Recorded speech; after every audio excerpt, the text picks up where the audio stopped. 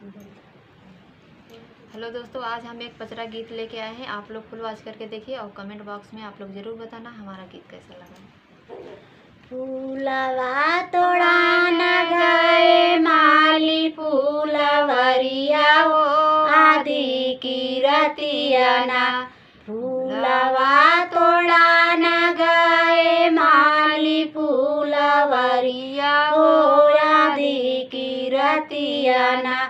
मलिया पकड़ई मोरे आचरवा हो आदि की रतिया ना। मलिया पकड़ई मोरे आचरवा हो आदि की रतिया ना। फूलवा तोड़ा न गए माली फूलवरिया हो आदि की रतिया ना। मलिया पकड़ई मोरे आचरवा हो आदि की रतिया ना। मलिया पकड़ई मोरे आचरवा हो आदि की रतिया ना। छोड़हु ना छोड़हु माली हमारा आचरवा हो देखता होई है ना।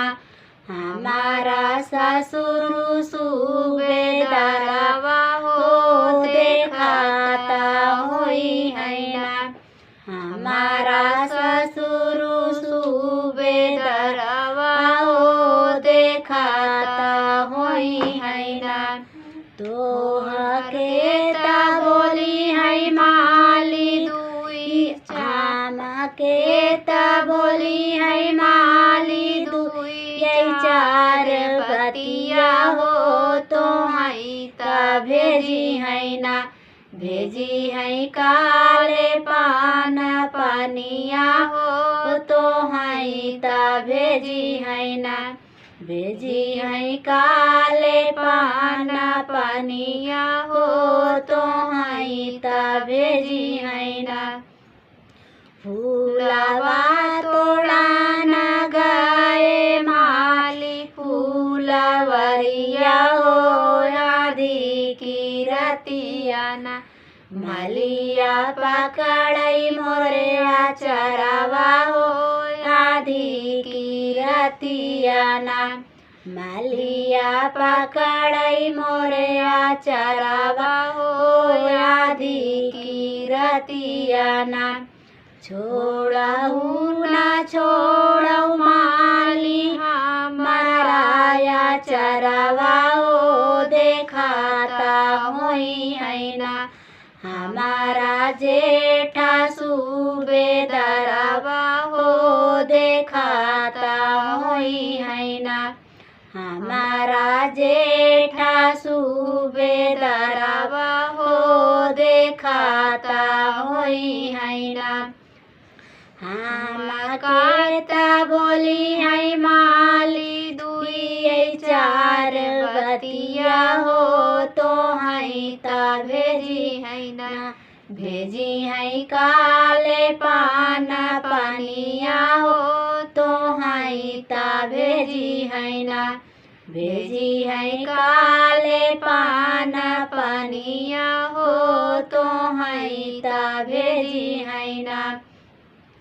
फूलवा तोड़ा न गए माली फूलवरिया हो आदि की रतिया ना।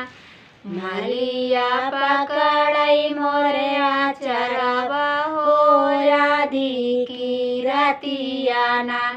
मलिया पकड़ई मोरे आचरवा हो आदि की रतिया ना। छोड़हु ना छोड़हु माली हमारा आचरवा हो देखता होई है ना। हमारा देवरा सूबेदारवा हो देखता होई है ना। हमारा देवरा सूबेदारवा हो देखता होई है ना। हमके ता बोली है माली दुई चार रतिया हो तो है ता भेजी है ना भेजी है काले पाना पनिया हो तो है ता भेजी है ना भेजी है काले पाना पनिया हो तो है ता भेजी है ना फूलवा तोड़ा न गाए माली फूलवरिया हो आधी की रतिया ना मलिया पकड़ई मोरिया चरवा हो आधी की रतिया ना। हेलो दोस्तों, कमेंट में बताना हमारा गीत कैसा लगा।